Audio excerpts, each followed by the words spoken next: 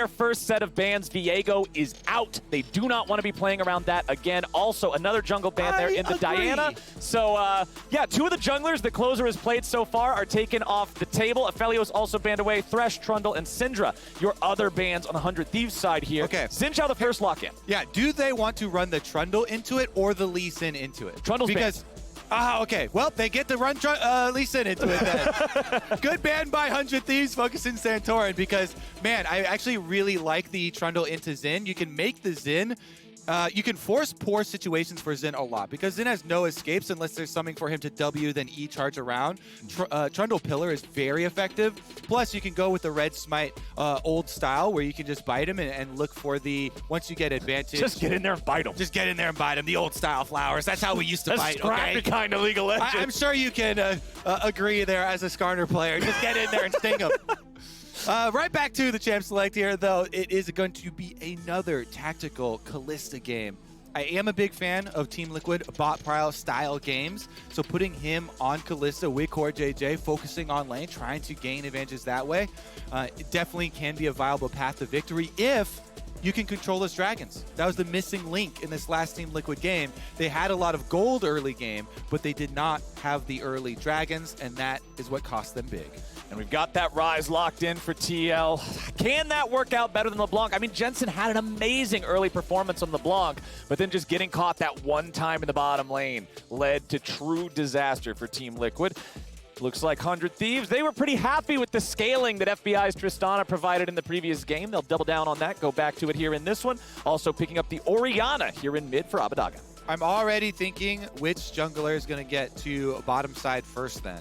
And what can Team Liquid pick for that? Is Santorin going to actually go with the Lee Sin? If he doesn't pick Lee Sin here, it probably gets banned out in 4-5 from the side of 100 Thieves, and then you get pushed down. On the other token, you could also pick up support here to go with your kill lane support and ban out 2 supports away from the Tristana so that you ensure that you get the power bottom side. So they go jungle instead for it, foregoing the Lee Sin entirely and just going Olaf mode. You'll remember some Santorin Olaf from previous years here. He's not too shabby. I always mention Blabber, they mention Closer, but Santorin too has definitely been one of the Viking Kings for the LCS that has had a large amount of success. Can also pose a problem for Tristana, this champion that normally has so much self-peel. Rocket jump away, use your buster shot to get rid of him. You ain't getting rid of Olaf. Olaf takes that buster shot. It just makes him more mad. That's what they want. It's just the flesh wound flowers. Keeps on charging you down. Team Liquid will go ahead and ban away the Ornn. Ssumday has already played it twice so far this series. They don't want to give them that scaling power anymore.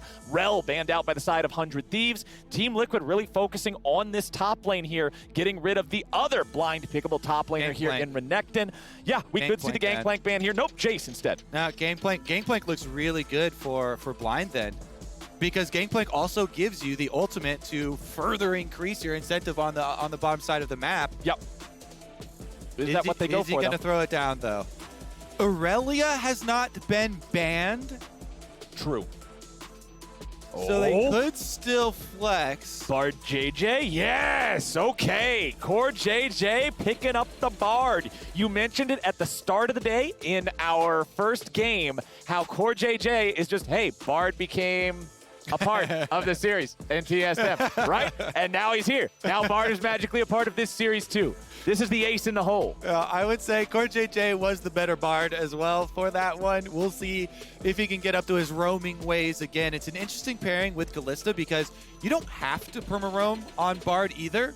You actually can, focus, bottom lane gank. You actually have a lot of DPS output, a lot of setup with a Bard Kalista lane. And if you bring the Olaf down, then you can free him up to roam that way, not by sacrificing your bottom lane, but by playing through your bottom lane to open up roam timers for your support as a strong side instead. And that would mean their counter pick for Alphari would have to go the other way. So let's see about it. It's just going to be the blind Gnar here for Ssumday.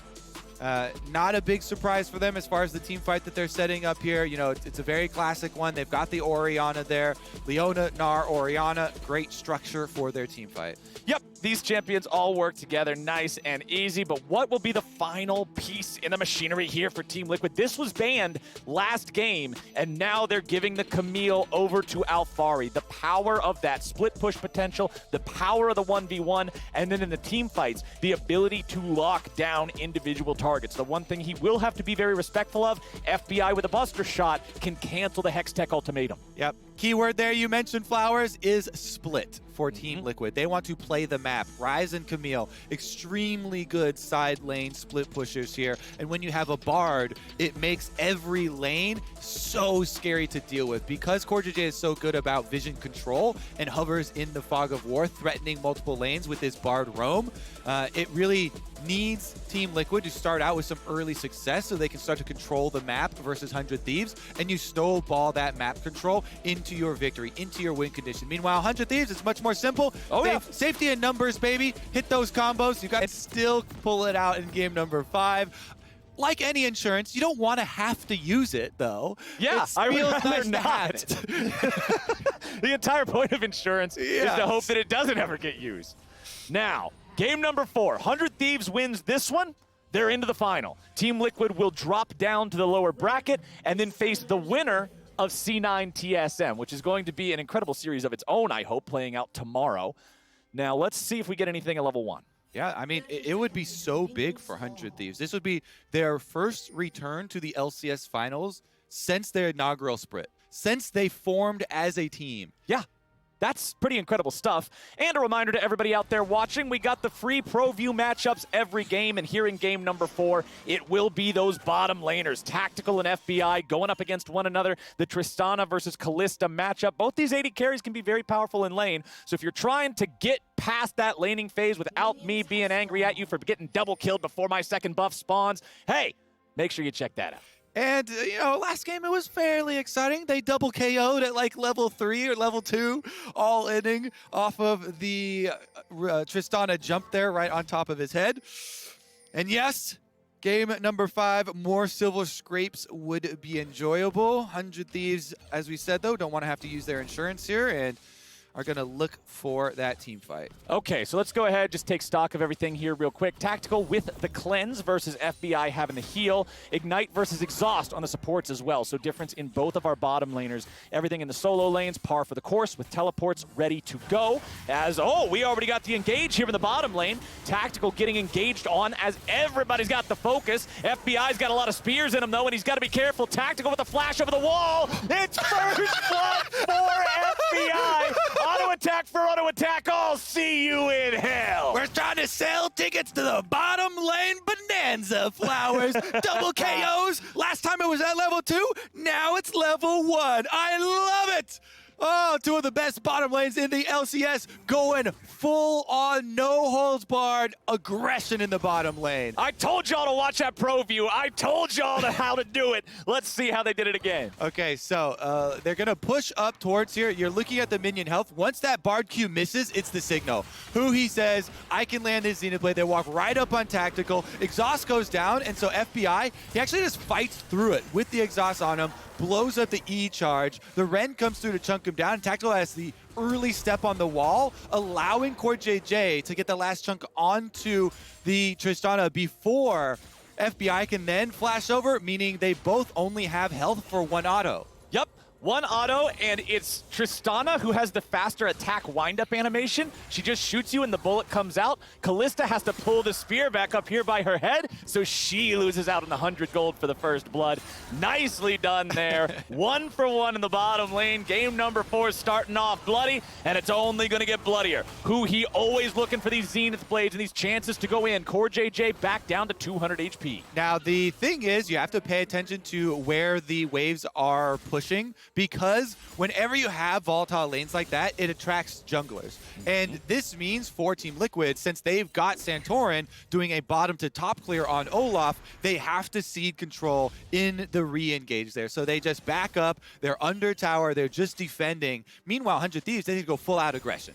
Xin Zhao's in river. Closer saying, I got you. Just continue to go for the trade. So they fish around. They try and get another opportunity. Abbeddage does get collapsed on. Flash for flash from mid laners here. Jensen getting that empowered rune prison to lock him down, but Abbeddage with the flash in time gets enough distance to make sure that Santorin won't get the kill. All right, keep your eyes on these flash timers, my friend. The entire bottom triangle of the map, mid lane plus bottom lane included, is up for grabs. This is jungler playground, baby. You've got Xin Zhao with flash, Santorin on the Olaf with flash as well, and plenty of setup from both of the lanes. So I want to track how they actually path towards them, because since they started opposite halves of the map, you can see Closer is going up for his re-clear towards his Gromp and is going to naturally have a much slower route to try and cover either mid or bottom. Meanwhile, Santorin gets ahead right down there, has Gromp spawning, and so he's in the early stage. Bottom lane is recalling for them, and they're going to have to play a lot more cautiously. You can actually infer for the next couple of minutes then. Since you have an Olaf clearing away from you, with the recall going off there from Team Liquid, they don't want to keep it volatile down here, and they're just going to let the Tristana explosive shot do its work. Slowly last hit the minions, not pushing. Take your foot off the pedal, let the cruise control take over, and don't be breaking no speed limits. That's the Team Liquid approach here in the bottom lane. Hands at 2 and 12? 2 and 10? Now, I only use one hand. Yeah, I'm pretty sure it's 10 and 2. 10. I mean, I'm pretty sure that would be symmetrical. I don't remember driving school. That was like 15 years ago or something. I don't know, dude. Exposed! It's so long ago. You don't know either. I know. We're a life of Uber takers. All right, shockwave onto Jensen. He loses a little bit of HP there. CoreJJ now your target. 3v3 here in mid lane, but no dead bodies on the ground. Everybody gets away from that one, and we still have ourselves a dead even game. All right, those classic support visits through mid to make it extra spicy. They are a bit punishable, but cooldown's coming back up for all the bottom lane members, so the flashes are going to be available, and mid is the next proving grounds here as their flash is still 50%, so swing and a miss, attempt there with barred portals. Just keep on swinging though, Flowers. Yup, you gotta keep going for them. You miss 100% of the shots you don't take. Michael Scott said that about Wayne Gretzky.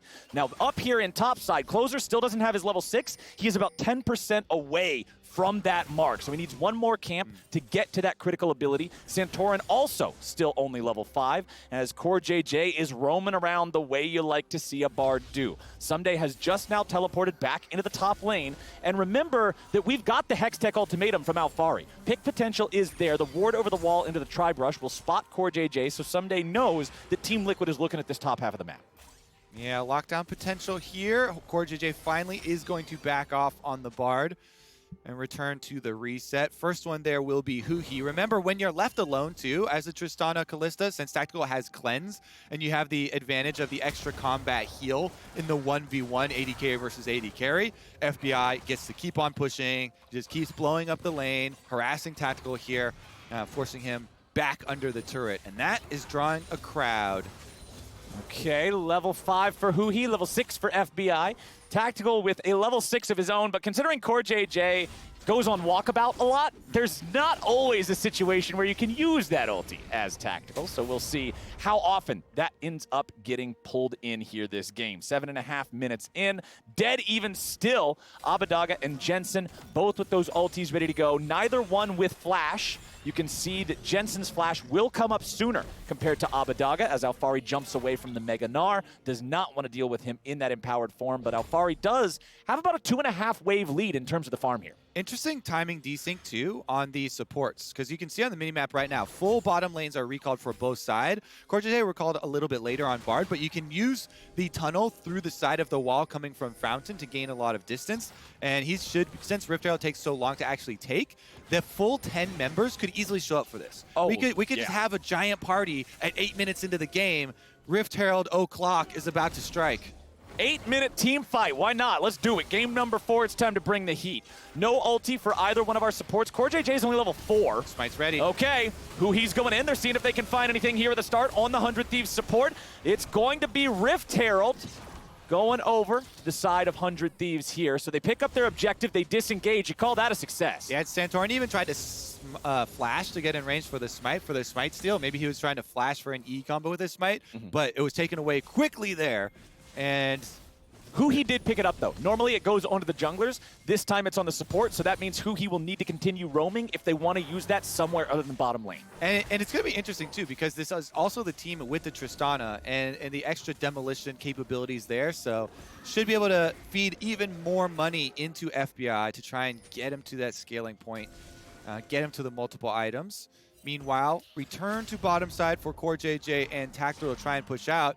Rift Herald fight won without, tremendous bloodshed. But what about the Dragon Flowers? This was the biggest difference from our previous series that allowed 100 Thieves to come back with that soul. And yet, First Dragon not rushed down. The early priority on this area of the map has fallen to the wayside. So even if they start stacking, it's going to be much later into the game.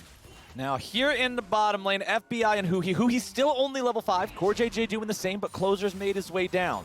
9 minutes in, almost 10, and still no first Drake taken. But we do have both junglers around the area. Santorin just clearing out his Gromp. He is slightly behind Closer in terms of farm. Not normally what you would expect from Olaf versus Zhao, but that is the state of the game right now.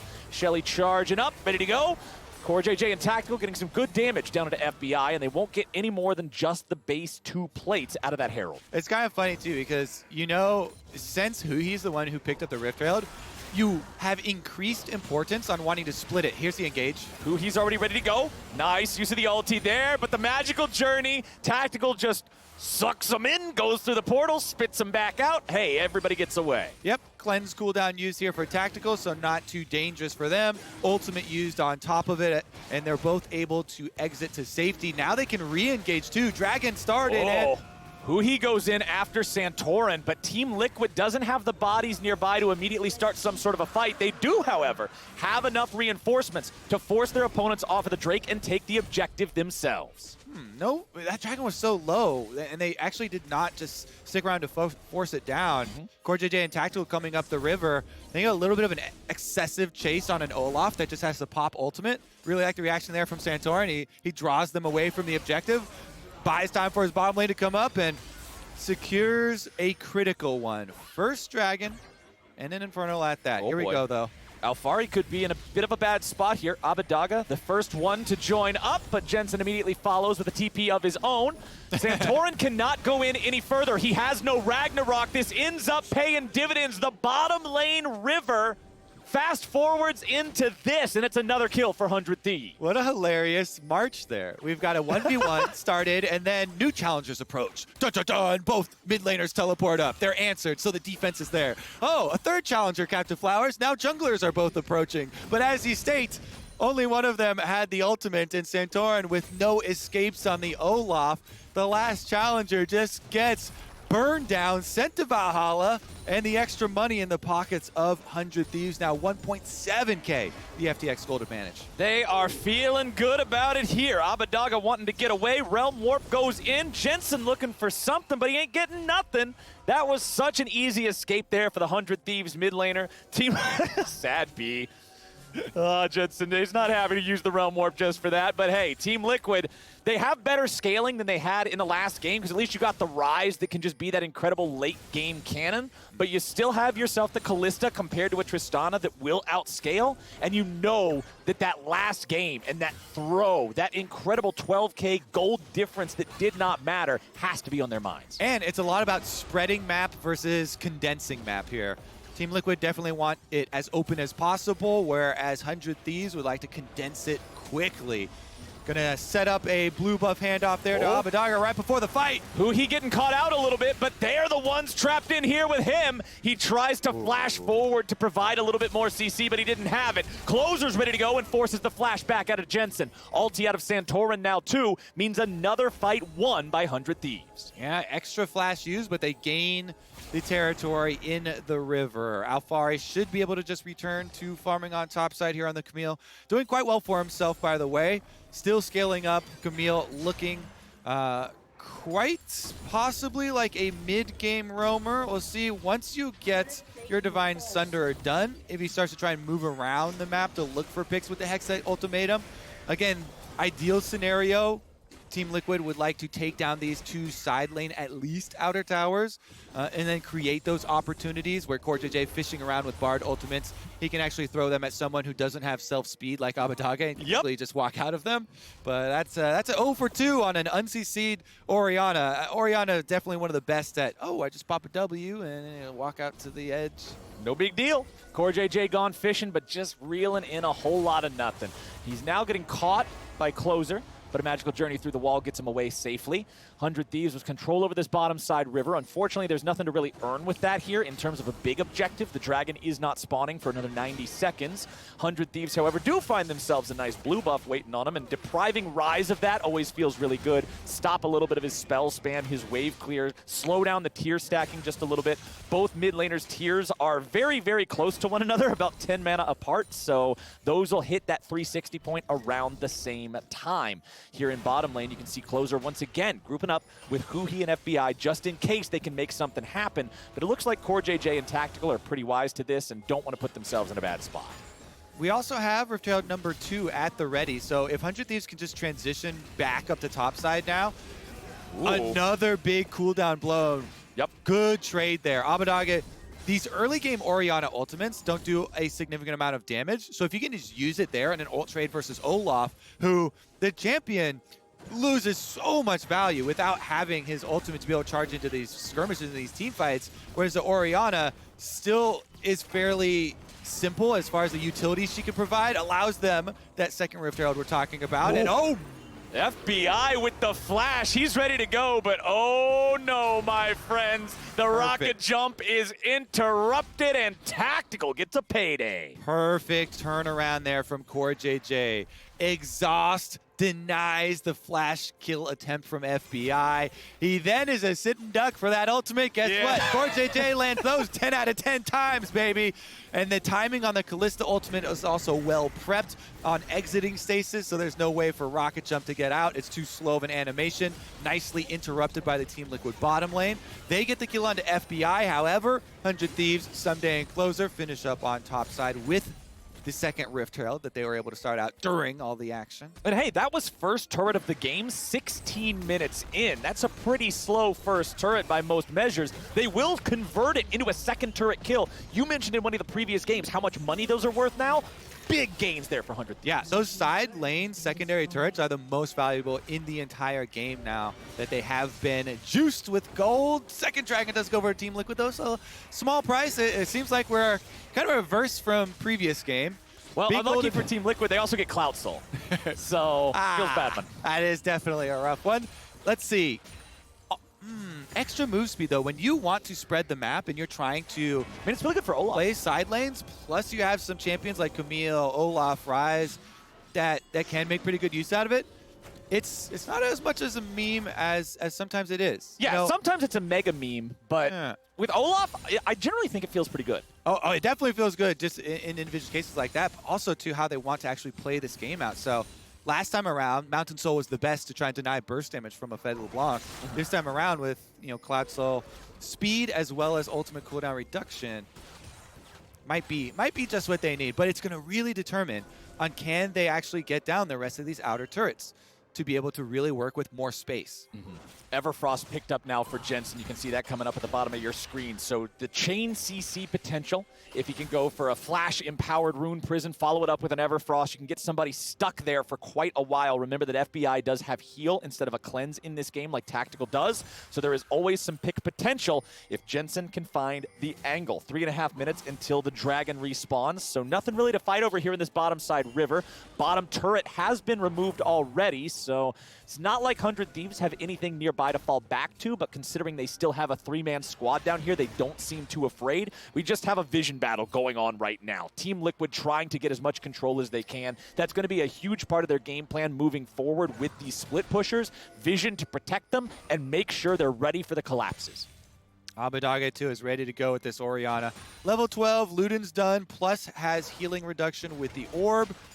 So all he needs is a delivery system, either Zhao or Leona. Great options. Yep. Ssumday on Gnar could be as well too, since he's been pretty good at managing his rage bar. As long as he can get that one up. They've got flashes available on everybody. So they're definitely ready to construct their team fight. Team Liquid, though, we mentioned, you finally get your first item there for Camille. Alphari does have his Divine Sunder. Helps you out quite a lot in the 1v1. Early Bramble Vest for Ssumday, though. Yep. Quite a good answer. Early Bramble Vest for top lane just feels like so much of the staple of at least one side of every matchup these days. This item has such a prominence in these top laners' builds. 100 Thieves still maintaining that FTX gold advantage right around 1,500 here. Alphari's building up a very big wave that he'll be able to shove even further forwards. Remember that they only have one turret on the side of Team Liquid. It is in the bottom lane. This tier 1 for 100 Thieves up in the top side, still standing strong with about 75%. We're seeing some on my way pings coming out from 100 Thieves towards the mid lane. I don't know if they really want to try to make a play onto the Kalista here with that cleanse. Team Liquid's grouped up, and Team Liquid says, hey, Ssumday, what's going on, buddy? He's just beat into the dirt, and Santorin takes the kill. No reason to tunnel over, just wait in the brush for the face check. Ssumday walks into a river that is not 100 Thieves territory. They have full control over mid, though, and once they see the reveal, yes, half of your team is on top side, eh? Okay, we're going to pay back at least 2 outer towers taken for 100 Thieves in exchange for Ssumday's life and the top one. So 2 turrets in exchange for a turret and a kill. That's the state of the game here in the past 30 seconds or so. 20 minutes now on the clock means Baron is alive. And considering the games that we've seen so far in this series, an early Baron is very possible. If we get some wild team fight in the top half of the map, if we get some sort of crazy explosion off somebody finding a good shockwave delivery, or a big fight for Santorin running all over everybody after CoreJJ engages with an ulti, there's a lot of opportunities here. And I'm just excited for the first big 5v5 we're really going to get. Yeah, one of those opportunities I'm curious to see how it turns out is actually the Dragon coming up in 36 seconds, the Soul Point Dragon for Team Liquid, because they don't have topside pushing first. Ssumday is the first one out there, so he's going to have the extra wave to work with. They both have teleport up there, so they could answer, but Jensen has been able to push a little bit quicker on bottom side and buy himself time to reset first. 100 Thieves will push up the mid lane, get control there. Rage Blade for tactical done just in time for this Dragon fight. So Immortal Shield Bow, Rage Blade, 2-item Power Spike ready to go. FBI still only on the Kraken Slayer. Does not have a chance to go back and purchase a Phantom Dancer even if he had the money for it. CoreJJ hanging out on the flank, but he has to retreat because 100 Thieves have control. Yeah, you have to continue to play to your win condition. You have to split. You are the team opening the map. You cannot afford to collapse for this Dragon. So the reveal is there. Dragon Soul Point denied. However, side lane pressure achieved for Team Liquid. They push the wave in bottom. That draws over the Gnar. They don't get any damage on this secondary one and only have to walk away with a couple of camps denied. So they do have a nice farm lead up there in top for Alphari above Ssumday, who does want to make sure he continues to be a threat in this 1v1 situation. Back in mid, things are pretty close. Bottom side comparison, about 15 farm difference between them. So again, still pretty close situations here. And the game itself could still go either way very easily. With the win conditions being so different for these teams, I want to see if CoreJJ and the rest of Team Liquid can find the roams where they need them. The split pushing compositions are often the more difficult to execute. You've got to make sure that everybody's communicating effectively and constantly to make sure no one gets punished or caught out at the wrong time, because that's just disaster. That'll enable 100 Thieves to deathball down any lane. And the way you can tip that scale in your favor is the deeper vision, so that Team Liquid get to be the first ones with the information as to the lane allocations that 100 Thieves have decided. So they're deep wards inside this red jungle leading up to the bottom half of the map. That makes it safer for Alphari to split push. You see boom, boom, here and here. Now he can actually push up on the Camille, get some extra distance for themselves. And as the Camille now at least is able to get to the Tiamat, you have at least some of the AoE. You push it a lot quicker, and he should be able to keep up some pressure. Yeah, it's a huge part of the pressure for this champion, right? Because normally Camille's AoE, yeah, she has some on the E and on the W, but you don't really want to be just using hook shot randomly on waves. It does really hinder your ability to escape. So this purchase, bringing him online here. And he is going, it looks like, for the Titanic instead of the Ravenous. So Ravenous is much more if you want to stay side. Titanic does give you extra HP for when you find yourself in the brawl for the all-in. So I have to see how that one turns out, because it is It is nice damage, but the sustain from the Ravenous is huge, right? is quite big when you get to later stages, being able to heal up very quickly off the AoE of the minion waves, like almost instantly. Right, and even though Alphari is going for this Titanic Hydra that finds itself as a better team fighting item, it's still not as effective of a team fighting item as what you just saw Ssumday complete in the Sterix Gauge on the Gnar, right? Having that huge shield in the middle of the fight to guarantee that he can go in for those engages could make a massive difference. Seraph's Embrace, also fully completed, fully evolved for Abbedage. Over on the other side, Jensen has the fully stacked tier, but not enough resources to evolve it into that Embrace here just yet. Santorin also still only on a Gore Drinker and the parts of a Sterix Gauge. Not as many of the parts as his opponent is, but both of those junglers also trying to get that item completed ASAP, as we still have a long way to go here in this game. 24 minutes in, 1,000 gold apart, 1-2 in the Drakes. Nobody's really threatening anything huge just yet. And it's because they're both just staying in their lane. They're sticking to their game plan, Flowers. You know, they're flourishing here. 100 Thieves, we're not going to step out until the objective is here for the neutral that we can actually force your hand on. Because if they overextend and group up at this point, then Team Liquid get to take more without a big opportunity cost. And Team Liquid, they would say, okay, we're just going to keep on pushing out these side waves. If you want to collect them at their tower, go ahead, but that gives us the first move so they can try and keep up their vision. And you just work your way towards that next spawn of the neutral, the Dragon. 125 coming up here. Baron is on the table, but there's not, you know, a big enough pivot point that would allow them to actually force on it. And the threat that you keep up while Alphari continues to return to bottom side and push out wave after wave of losing out secondary turrets, and the big gold influx and the extra territory is just too much to overcommit to. So just keep up your vision and bide your time. Plenty of time to go before 100 Thieves would ever be able to claim that Drake soul. The next one will be spawning here in just under a minute now. 25 minutes in. Haha! What do you He got? went with the Ravenous instead. He just kept that ruby crystal there. The ruby crystal was just a distraction crystal. Hey, it fooled us. Because we both thought it was going to be Titanic. I guess he's going Titanic. You can do it for the extra HP for y'all in. But Ravenous is so much better for the full split. So Team player Kobe trying not to flame. Be like, well, I think this is pretty crap. But I default to trust, okay? I default to trust. Alphari's You're a better man than I. He's a way better top player than me, so I was like, okay, man, you got an angle here. Let's see it. But it's just a distraction. That's a lucky ruby crystal, actually. Oh, but hey, we've got Team Liquid trying to sneak a Baron here. And 100 Thieves had the ward that sees the Baron taking some damage. The ward has fallen away now. They've got it. There's no idea. They weren't paying attention. They weren't paying attention because the champion icons didn't show up on the minimap. So your camera would have to be over the pit to see the Baron itself losing health. Nobody's camera was there. Nobody had a damn clue. Baron for Team Liquid. It's so smart because they know that 100 Thieves have been waiting this whole time to try and force something at the Dragon. They're like, okay, we'll prey on what your win condition is, use your win condition against you, and we'll jump the Baron right inside. What a beautiful call there from Team Liquid. So nicely done. 100 Thieves should have probably done something to check both a little bit more meticulously.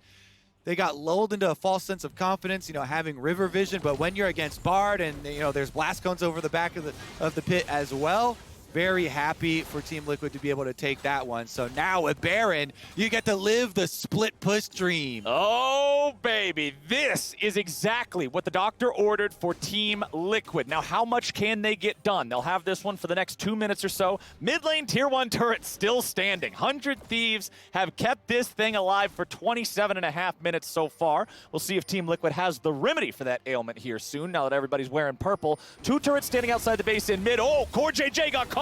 He tried to get away, but it didn't work. Nice pick from the Thieves. All right, see what they can actually do with it. That is going to relieve some pressure. You know, the Bard roaming around between is a large part of the threat that is applied by this split push. If you don't have that, then you don't have the possible disengage. You know, if one of your split pushers gets caught, the ultimate oftentimes comes in, you know, the tunnel's out, and that relieves so much pressure for the Thieves. Now it just buys them more time to farm. The waves are coming to their turrets, but they can catch them there. Yeah.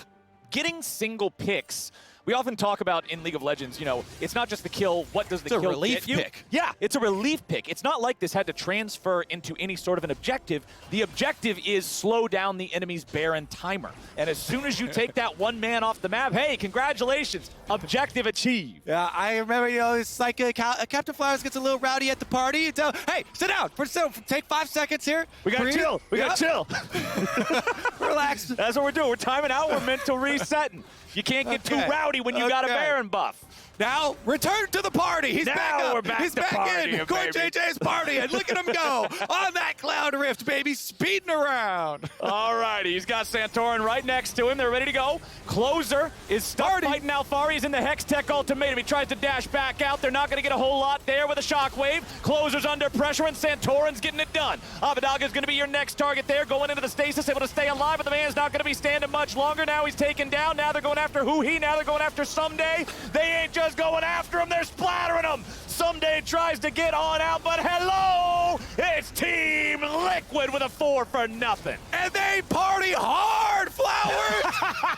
Instantly getting the pick as soon as CoreJJ's back out on the map.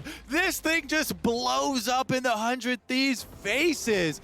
Santorin, I have to give so big props to with his target selection in the last one, though. He gets out the first 2 members, flashes to finish the kill there. Whoa. Really well done by him. Look at the damage, it's 3,004 dudes, and the last one's the support. They're on to the Nexus turrets. Team Liquid is going for a potential game ender right now. Closer is their target. He's going to survive for a moment longer, but the Nexus turrets will not. Huhi's in the middle of everyone. Everybody is dying. The Hextech ultimatum's ready to go yet again. Ladies and gentlemen, do you want 5 games? Because we're going there. It's time for the final bout. Team Liquid strike right back. What a response here. That was awesome. I love Game 5s. That escalated quickly, my friends.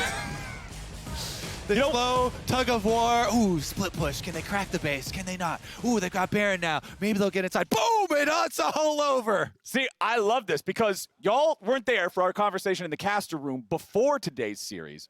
And I remember telling this man right here, I said, EG versus Cloud9, that series disappointing. TSM versus Immortals, nobody expected that one to be super close. I was like, I need today's to just put some lightning in my veins. And sure enough, baby, it's lightning and thunder all together. I can't wait for it. Silver scrapes it is. After the break, the State Farm Analyst Desk is getting us all